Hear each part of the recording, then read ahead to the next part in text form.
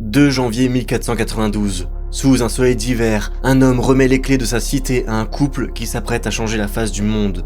Cet homme, c'est Boabdil, le dernier sultan de Grenade. Face à lui, Isabelle de Castille et Ferdinand d'Aragon. C'est la fin d'un monde qui durait depuis près de 800 ans. Mais pour l'Espagne, ce n'est qu'un début. Alors que les derniers remparts musulmans tombent sous une artillerie moderne, 3 navires s'élancent vers l'Atlantique. Aujourd'hui, on plonge ensemble dans l'histoire de la péninsule ibérique pour découvrir les origines de l'Espagne et du Portugal. Et pour ça, il faut raconter la Reconquista.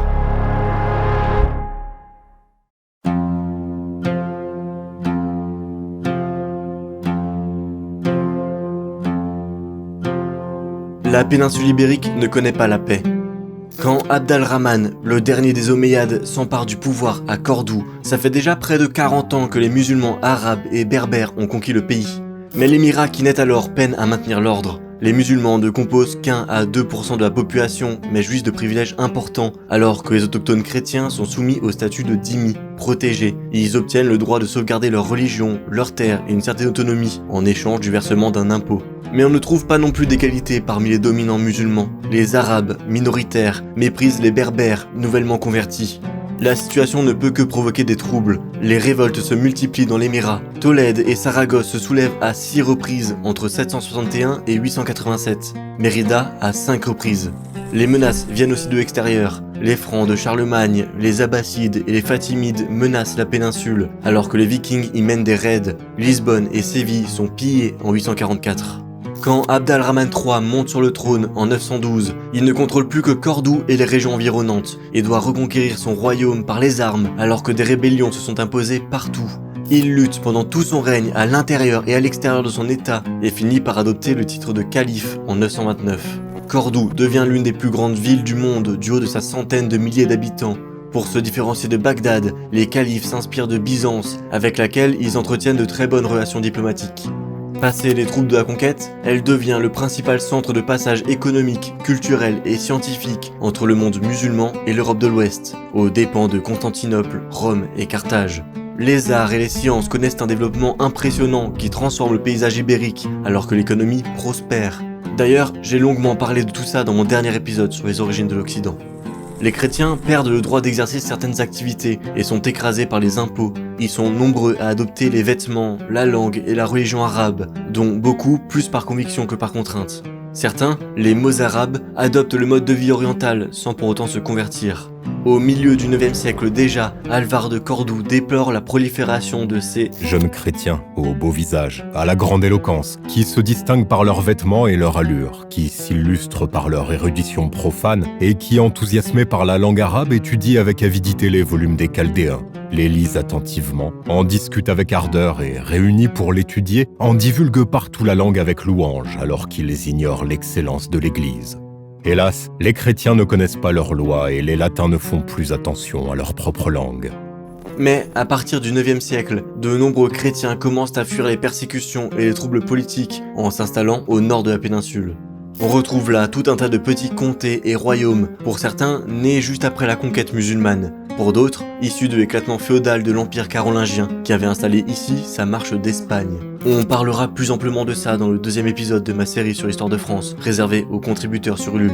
Là, au nord-est, c'est le comté de Barcelone qui se démarque dès la fin du 9e siècle. Les comtes continuent de prêter serment de fidélité au roi franc et occupent une place de premier plan dans l'ancienne marche, qui se divise rapidement en une multitude d'entités indépendantes. Chacune mène sa propre politique extérieure. Elles s'affrontent les unes les autres alors que les expéditions musulmanes dans la région sont monnaie courante, et vice-versa, alternant périodes de rapprochement et d'éloignement avec Cordoue.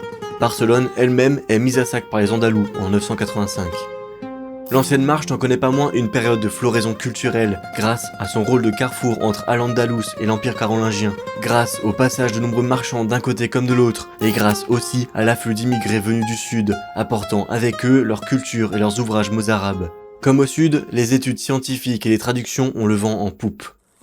La situation est différente au nord-ouest de la péninsule. On trouve là des régions montagneuses, peu urbanisées, qui avaient échappé à la conquête musulmane, tout comme elles avaient échappé au contrôle romain et wisigoth auparavant. C'est ici que les premiers chrétiens fuyant vers le nord se réfugient après la conquête, alors qu'Al-Andalus connaît ses premiers troubles politiques, puis plus tard, après l'avènement du califat. C'est ici que naît, dès le lendemain de la conquête, un petit royaume indépendant, les Asturies. Rapidement, la cour fait face à des tensions entre Asturiens, autochtones de la région, et Hispani, comme on appelle les immigrés venus du sud. Des usurpateurs montent sur le trône, peut-être même avec le soutien des Arabes, auxquels ils versent un tribut. Mais les Radias ne sont encore une fois pas rares d'un côté comme de l'autre. Les Asturiens n'hésitent pas à lancer des expéditions de pillage au sud et vice-versa. Bientôt, un véritable no man's land se forme entre les deux entités au niveau du fleuve Duero. C'est seulement avec le règne d'Alphonse II entre 791 et 842 que le royaume se forge une véritable identité. Le roi revendique l'héritage wisigoth, installe sa capitale à Oviedo, pillée par les Andalous en 794, et engage de nombreuses expéditions vers le sud, jusqu'à piller Lisbonne en 798, et prendre le contrôle de toute une partie de la Galicie à l'ouest. Dès lors, le royaume ne fait que s'étendre en profitant des troubles qui secouent Al-Andalus. À la fin du règne d'Alphonse III, il occupe toute la partie nord-ouest de la péninsule, territoire repeuplé par des colons libres venus du sud, auxquels le royaume offre les terres laissées en friche. À l'est, le petit royaume de Navarre, fondé au IXe siècle, prospère en entretenant de bonnes relations avec les gouvernements et les émirs musulmans, du moins jusqu'à ce que sa capitale, Pampelune, ne soit pillée par le calife en 924. À l'ouest, lorsqu'Alphonse III perd sa couronne en 910, les Asturiens cessent de jouer un rôle central dans le royaume, alors que sa capitale se déplace au sud, à Léon, et que les aristocraties locales se renforcent jusqu'à obtenir une véritable autonomie en Galice, à l'ouest, et en Castille, à l'est. Signe de ça, en 920, le comte de Castille refuse de répondre à l'appel du roi, qui subit une terrible défaite face aux troupes de l'émir à Valdejunquera. C'est à cette époque qu'Al-Andalus reprend du poil de la bête, les Radias en territoire chrétien s'enchaînent, et en 975 et 981, une coalition de l'ensemble des rois et comtes chrétiens est écrasée. Barcelone est mise à sac en 985, Coimbra en 987, Zamora et Léon en 988, Osma en 989, Carrion et Astorga en 996, Viseu, Porto et Compostelle en 997 et Pampelune en 998. Tous les territoires chrétiens du nord sont tenus de verser un tribut au califat. Voilà plus ou moins la situation en l'an 1000. Au sud, Al-Andalus semble régner en maître sur la péninsule, alors qu'au nord, les royaumes et comtés chrétiens sont encore trop faibles pour véritablement s'y opposer, d'autant que le plus important d'entre eux, celui de Léon, est constamment divisé par les conflits entre les aristocrates de Léon, Castille et Galice. Et pourtant, le rapport de force se renverse à l'aube de ce nouveau millénaire. À Cordoue, le héros de la cause musulmane meurt en 1002. C'était lui, Al-Mansour, qui avait fini par concentrer tous les pouvoirs dans le califat après une longue carrière politique et militaire. Et surtout, c'était lui qui était parvenu à châtier les royaumes chrétiens au nord. Mais sa disparition enfonce le califat dans une période de troubles politiques et bientôt de guerre civile. Arabes, berbères et slaves, anciens mercenaires esclaves convertis à l'islam, se révoltent, s'affrontent et finissent par former tout un tas de petits royaumes indépendants, qu'on appelle les taïfas. Au nord, une nouvelle génération de rois et de comtes arrive au pouvoir au Léon, en Castille et à Barcelone, tous mineurs. Les armées chrétiennes participent activement à la guerre civile qui secoue le califat. Les rois apportent leur soutien à tel ou tel rebelle, puis à tel ou tel taïfa. Des razzias permettent de piller de grandes quantités de butin au sud, alors que les conditions climatiques et économiques de l'Europe d'alors provoquent une formidable poussée démographique dans les petits royaumes du nord. Les régions frontières se repeuplent petit à petit alors que les rois y installent des châteaux et que les taïfas voisins se soumettent au versement d'un tribut pour éviter les razzias. En 1037, le comte de Castille Ferdinand entre dans Léon où il se fait couronner roi. Ce sera désormais la Castille qui jouera le premier rôle dans le royaume. Ferdinand passe les premières années de son règne à affronter les aristocrates de son royaume qui refusent de reconnaître son pouvoir, et son voisin, de Navarre, qui lui rétrocède certains territoires perdus les décennies précédentes. S'engage alors une période de prospérité pour les royaumes chrétiens du Nord. Le chemin de Saint-Jacques de Compostelle devient un axe de pèlerinage important. Des villes et des ports apparaissent à proximité. La région frontière désertée du Duero se repeuple. Les monastères pullulent, alors qu'une nouvelle petite noblesse militaire se démarque grâce aux razzias entreprises contre les musulmans. Avec celle-ci, les royaumes poussés par l'essor démographique engagent de vastes entreprises de conquête au sud. C'est le début de la Reconquista. Mais c'est un terme récent, inventé au XIXe siècle. Auparavant, on parlait plutôt de restauration. Les rois d'Asturie puis de Castille se voulaient être les descendants des rois visigoths, bien qu'ils n'aient pas grand-chose à voir avec eux, et par conséquent revendiquaient le contrôle de la péninsule, pas seulement à l'encontre des musulmans, mais aussi contre les autres royaumes chrétiens. Ferdinand Ier s'empare de Lamego en 1057, Viseu en 1058 et Coimbra en 1064. Plus à l'est, le roi d'Aragon Ramiré fait appel au pape et aux francs pour reconquérir Barbastro. En parallèle, les rois continuent de percevoir d'importants tributs de la part des taïfas en échange de leur protection et parfois de leur aide, y compris contre d'autres rois chrétiens. En 1063, Ferdinand de Castille aide l'émir de Saragosse contre Ramirez d'Aragon. Tolède, Séville, Saragosse, Badajoz, Huesca, Tudela, tous payent le tribut. Mais c'est alors que tout semble aller pour le mieux pour les rois chrétiens que le rapport de force se renverse une nouvelle fois. Le 25 mai 1085, le roi Alphonse VI de Castille et Léon entre dans Tolède, l'ancienne capitale des rois Visigoths. La ville n'est pas si importante que ça sur le plan stratégique, elle n'est pas particulièrement riche par rapport aux villes du sud de la péninsule, mais elle est très symbolique pour un roi qui cherche à revendiquer l'héritage wisigoth. Dans la foulée, sa chancellerie invente de nouveaux titres pour désigner le roi et imposer son hégémonie sur les autres souverains qui l'entourent. Ceux d'Imperator Totius Hispaniae, empereur de toute l'Espagne, et d'Imperator Super Omnes Hispaniae Nationes Constitutus, empereur désigné pour régner sur toutes les nations d'Espagne. Mais tout ça signe l'arrivée de nouveaux acteurs dans la région. Alphonse VI reçoit l'aide de cavaliers venus du nord des Pyrénées, de Bourgogne, d'Aquitaine et de Normandie, ce qui deviendra bientôt une habitude alors que les croisades gagnent en popularité. Tandis que les taïfas de Séville et de Saragosse lancent un appel à l'aide à la nouvelle puissance montante du Maghreb, les Almoravides. En 1086, Youssouf Ibn Tachfin débarque en Andalousie avec ses troupes berbères et, armé d'une fatwa condamnant les souverains des taïfas, il conquiert ceux-ci. Une fatwa, c'est une jurisprudence en islam. Celle-ci a été émise par les savants maghrébins et validée par ceux d'Égypte et d'Asie pour appuyer les revendications almoravides sur l'Andalousie.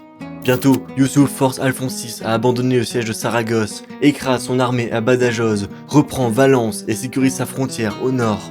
Mais les Almoravides, et surtout Youssouf Ibn Tachfin, sont des rigoristes religieux. Bientôt, les Mozarabes souffrent de persécutions telles qu'on n'en avait jamais vu dans la région. Les églises sont détruites et les Juifs forcés de payer d'importants impôts. Les populations musulmanes elles-mêmes ne tardent pas à considérer leur nouveau souverain comme un tyran alors qu'il augmente les impôts et que ses troupes se comportent comme en territoire conquis. En 1121, Cordoue se soulève. Un peu plus tard, Séville promet de payer le tribut au roi de Castille si celui-ci les libère du joug almoravide, alors que des chefs rebelles gagnent en autonomie un peu partout sur le territoire. Au nord, les rois chrétiens avancent, et surtout celui du petit royaume d'Aragon, qui conquiert Saragosse et Tarragone en 1118, puis Tudela et Tarazona en 1119, et Calatayud en 1120. À l'ouest, le tout jeune comté du Portugal, créé en 1095 pour récompenser un noble bourguignon, s'empare d'Ourique en 1137, se proclame roi en 1140 et prend Lisbonne en 1147 avec l'aide de vassaux anglais, allemands et flamands. C'est toujours le roi de Castille et Léon qui occupe la première place. Il revendique l'hégémonie sur la péninsule avec son titre d'empereur et reçoit un serment de vassalité de la part du roi d'Aragon, qui hérite, lui, de l'ancienne marche d'Espagne grâce à ses droits sur le comté de Barcelone. L'historien Jean-Paul Roux retrace ces 2 derniers siècles ainsi. Pendant quelques 2 siècles, on se battit à peu près constamment dans la péninsule. Musulmans contre chrétiens d'abord, mais aussi chrétiens contre chrétiens et musulmans contre musulmans. Les forteresses et les villes résistaient souvent, mais on les contournait. Les coups de main étaient quasi quotidiens. On lançait presque tous les ans des raids qui pénétraient en profondeur dans les terres ennemies, les dévastaient, détruisaient les récoltes, enlevaient les troupeaux, asséchaient les puits et les canaux d'irrigation en vue de ruiner et d'affamer les unes et les autres. Il y eut bien des conquêtes provisoires ou définitives et capitales, mais plus encore, une mise à sac de l'Espagne. Il en résultait de terribles famines. Ainsi, après 2 siècles de conflits permanents, on voit enfin se démarquer les contours des 4 grands royaumes pleinement indépendants à l'origine de la Reconquista. La Castille, l'Aragon, la Navarre et le Portugal. Mais, encore une fois, ces avancées se heurtent bientôt à l'arrivée d'un nouvel acteur dans la région.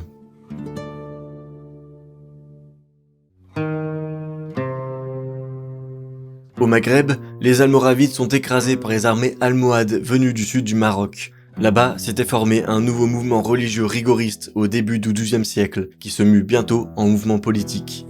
Son nouveau chef de guerre, Abd al-Moumin, conquiert Marrakech en 1147, avant de s'en prendre à l'est du Maghreb, où il s'empare des villes côtières contrôlées par les Normands de Sicile. Une partie de son armée s'engage en Andalousie, où elle s'empare dès 1147 du sud de la péninsule, jusqu'à Séville et Badajoz. Al-Moumin lève une nouvelle grande armée en 1163, mais meurt avant de débarquer en Ibérie. Son fils, Yacoub Youssouf, prend alors sa succession et lance une série d'offensives vers l'est. Valence, Murcie et Lorca sont prises, la région de Tolède pillée. Bientôt, le calife entreprend de grands travaux à Séville, où des bâtiments majestueux sortent de terre, dont la 2e plus grande mosquée de l'Occident musulman, après celle de Cordoue. L'Andalousie n'est toujours pas avare en penseurs et en scientifiques. C'est à cette époque qu'Averroès, Moïse Maïmonide, Abou Bakr, Alpétragius, Avempas, Azarchiel et bien d'autres rédigent leurs pensées qui deviendront célèbres en Europe. C'est pourquoi leur nom a été latinisé chez nous. Encore une fois, je vous renvoie à ma vidéo sur les origines de l'Occident, c'est une question assez passionnante. Mais les chrétiens ne se laissent pas faire, les affrontements sont monnaie courante pendant des décennies. En 1195, la fine fleur de la chevalerie espagnole rencontre l'armée almohade à Alarcos. Les effectifs sont gigantesques, les sources parlent de centaines de milliers d'hommes. Après, vous savez ce que c'est les décomptes de l'époque, le chiffre est sûrement largement exagéré. Les Castillans sont balayés. Le calife en profite pour récupérer Salamanque et les autres royaumes chrétiens se félicitent de la défaite de leur orgueilleuse voisine qu'ils attaquent. Les Berbères n'exploitent pas plus leur victoire. La disette les repousse vers le sud, tandis que des révoltes éclatent ci et là. S'ensuit plus d'une décennie de paix que le pape exploite en ramenant la concorde entre les royaumes chrétiens. Mais en 1211, le calife lève une nouvelle grande armée pour reprendre les hostilités contre la Castille. L'opération prend plus de temps que prévu, que le roi de Castille exploite en lançant un appel à l'aide au pape et en France. Bientôt, des croisés affluent de toute l'Europe et surtout de France. Les autres rois de la péninsule le rejoignent bientôt et se forme à Tolède une gigantesque armée de 10 000 chevaliers et 100 000 fantassins, si les chiffres sont corrects. Bientôt, almohades et croisés se rencontrent à Las Navas de Tolosa, où les musulmans sont écrasés. Les prisonniers sont massacrés. On parle de 85 000 personnes, dont 15 000 femmes, mais difficile d'estimer si ces chiffres sont justes ou non. La défaite fait sombrer l'Andalousie almohade dans les troubles. Les califes se succèdent bientôt, et avec eux, les guerres civiles, que les chrétiens exploitent et auxquelles ils participent. La bataille n'est pas vraiment exploitée par les royaumes catholiques. Les dissensions ne tardent pas à reprendre entre eux, mais les décennies suivantes amènent quelques avancées. La Castille s'empare d'Alcaraz en 1212, l'Aragon prend les Baléares en 1233 et Valence en 1238. L'Andalousie subit de nombreux raids castillans, Ubeda est occupée en 1234, Cordoue tombe en 1236 et Séville en 1248. Souvent, ces succès sont permis par des soutiens venus d'Europe. Les ordres militaires fournissent des hommes, français et allemands prennent la croix pour soutenir les chrétiens d'Ibérie, alors que les flottes provençales et italiennes permettent de faire tomber îles et ports. L'Andalousie semble sur le point de disparaître, et pourtant, elle parvient à se regrouper derrière une nouvelle dynastie qui gardera le pouvoir pendant encore 2 siècles.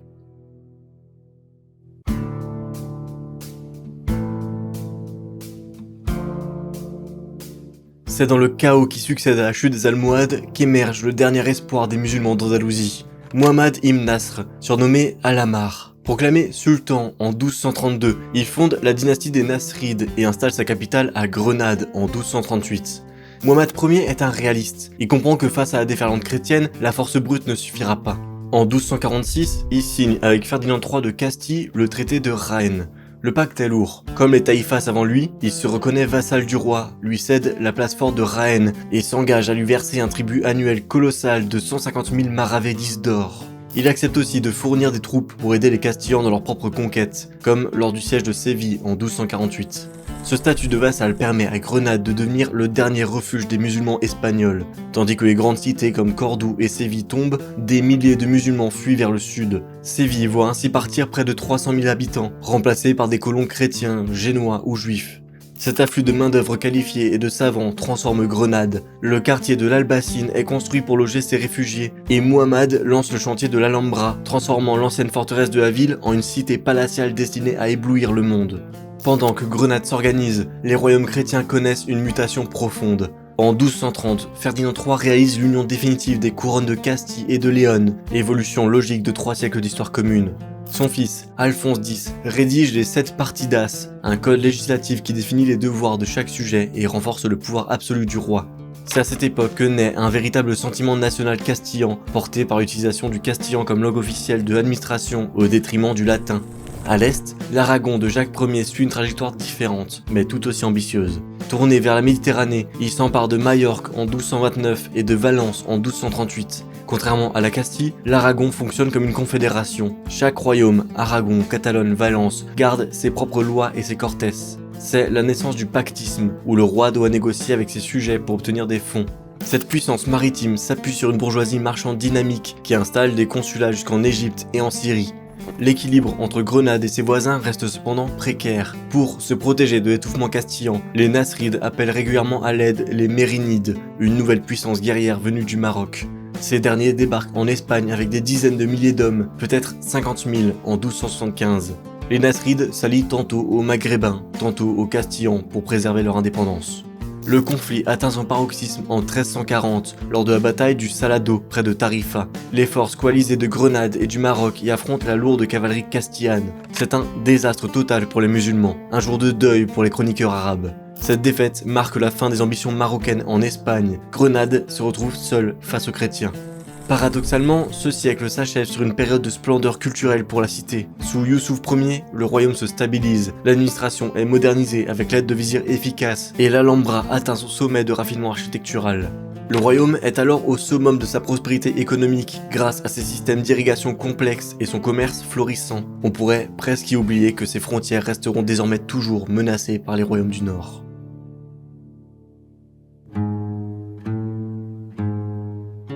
Si les armées chrétiennes ne lancent plus de grandes offensives pour balayer Grenade, c'est que la péninsule doit faire face à un ennemi bien plus dévastateur que les guerres de religion. Tout bascule en 1348. La peste noire déferle sur les Berry et fige net le dynamisme des siècles précédents. Le choc est tel que les chroniqueurs de l'époque peinent à décrire l'ampleur du désastre. En Castille, le roi Alphonse XI meurt de la peste en 1350 alors qu'il assiège Gibraltar, faisant de lui le seul souverain européen à succomber au fléau durant l'épidémie. Les conséquences démographiques sont terrifiantes. Bien que les sources ne nous donnent pas un décompte total pour toute l'Espagne, elles nous disent que la peste dévaste le pays et décime les armées. Au Portugal, le fléau ravage le royaume pendant 3 mois consécutifs en 1348. En Catalogne, la population est si durement touchée que l'économie s'arrête brusquement. Ce vide démographique provoque une crise économique sans précédent. Les terres sont abandonnées, les prix s'envolent et les revenus de la noblesse s'effondrent, ce qui pousse cette dernière à se montrer de plus en plus agressive envers les populations rurales pour compenser les pertes. Cette crise sociale débouche sur une période de guerre civile endémique. En Castille, la lutte pour le trône entre Pierre Ier et son demi-frère Henri de Trastamare ensanglante le royaume entre 1366 et 1369. Henri II finit par l'emporter. Les Trastamare montent sur le trône de Castille. Pour s'assurer le soutien de l'aristocratie, il distribue des terres et des richesses, créant ce qu'on appelle les estados, de vastes domaines où les grands lignages nobiliaires exercent des droits régaliens, comme la justice et la perception des impôts. C'est la naissance de la haute noblesse espagnole, celle des ducs et marquis qui domineront la cour pour les siècles à venir. Malgré ce chaos apparent, les royaumes ibériques commencent à forger les outils de l'État moderne. Les rois comprennent que pour survivre à la crise, ils doivent centraliser le pouvoir et moderniser l'administration. En Castille, on voit apparaître des institutions clés comme l'Audiencia, le tribunal royal et le conseil royal. Le roi envoie dans les villes des corregidores, des officiers chargés de surveiller les administrations locales. Surtout, le système fiscal devient redoutablement efficace grâce à l'alcabala, un impôt indirect sur les transactions qui assure à la couronne des revenus énormes, complétés par les douanes. En Navarre, la centralisation passe par la création d'une chambre des comptes en 1365, tandis que la cour s'organise avec des chanceliers et des procureurs pour mettre en scène la puissance royale. Pendant que la Castille se centralise, l'Aragon détourne le regard de la Reconquista pour bâtir un véritable empire maritime. Sous Pierre IV et ses successeurs, les Catalans dominent la Méditerranée, s'emparent de la Sardaigne, de la Sicile et même du duché d'Athènes. Valence profite des malheurs de Barcelone pour devenir le plus grand port méditerranéen de la péninsule. Le Portugal, de son côté, après avoir réglé ses comptes avec la Castille lors de la bataille d'Aljubarrota en 1385, se tourne vers l'Afrique et prend Ceuta en 1415, marquant le début de son expansion coloniale. Et le royaume de Grenade dans tout ça, il survit grâce aux dissensions chrétiennes. C'est une période de guérilla de frontières, faite de trêves régulièrement rompues et de coups de main tactiques. Les chrétiens grignotent tout de même des points stratégiques, comme Antequera en 1410. Ce qui oblige le sultan à payer un tribut annuel de plus en plus lourd. Les sources mentionnent des sommes passant de 13 000 à 24 000 doblas d'or par an. À l'intérieur de Grenade, la prospérité culturelle est réelle sous Youssouf Ier et Mohamed V, mais la cour est minée par les complots de camps rivaux, comme les célèbres Abencerrages, qui font et défont les sultans. C'est ce paradoxe qui définit le XVe siècle, des états qui se modernisent et s'enrichissent, mais qui sont épuisés par des luttes internes et des fractures sociales, comme en témoignent les pogroms sanglants contre les juifs en 1391. La péninsule est prête pour le choc final, mais elle attend encore l'étincelle qui unira les couronnes espagnoles.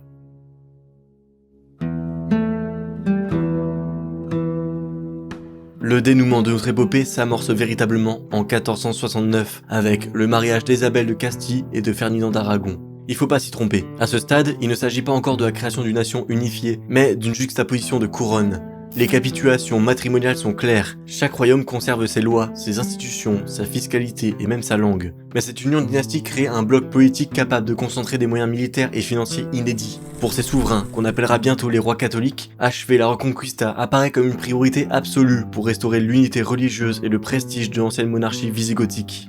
Contrairement aux razzias des siècles précédents, la guerre finale contre Grenade est une entreprise méthodique qui dure 10 ans. Elle éclate en 1482 suite à la prise de la forteresse d'Alhama par les troupes chrétiennes, située à seulement 40 km de Grenade. Pour la première fois, les rois catholiques déploient une artillerie massive et moderne qui pulvérise les remparts nasrides, là où les musulmans n'en possèdent presque pas. À ça s'ajoute une stratégie de la terre brûlée. On dévaste systématiquement les campagnes, on brûle les récoltes et on tue le bétail pour affamer les cités. Le royaume nasride est d'autant plus vulnérable qu'il est miné par une guerre civile fratricide entre le vieux sultan Abul-Hassan et son fils, Boabdil. Les chrétiens exploitent habilement ces divisions, soutenant Boabdil pour mieux affaiblir son père. Malaga tombe en 1487 après un siège terrible. Sa population est soit expulsée vers l'Afrique du Nord, soit réduite en esclavage. En 1489, la ville de Baza se rend après plusieurs mois de famine. On estime que 20 000 personnes périssent pendant le siège.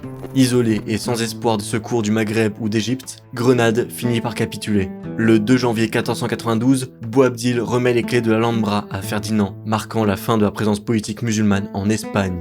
La victoire militaire s'accompagne immédiatement d'une politique de purification religieuse. En mars 1492, les rois catholiques signent l'édit d'expulsion des juifs. Ils doivent choisir le baptême ou l'exil sous 3 mois. Sur une population estimée entre 150 000 et 200 000 juifs, environ la moitié choisit de quitter le pays pour le Maghreb, l'Italie ou l'Empire ottoman. C'est une perte économique immense, comme le sera la révocation de l'édit de Nantes pour la France. Le sultan ottoman Bayezid II se moque d'ailleurs de son homologue espagnol. Vous appelez sage ce roi Ferdinand qui a appauvri son pays pour enrichir le mien ?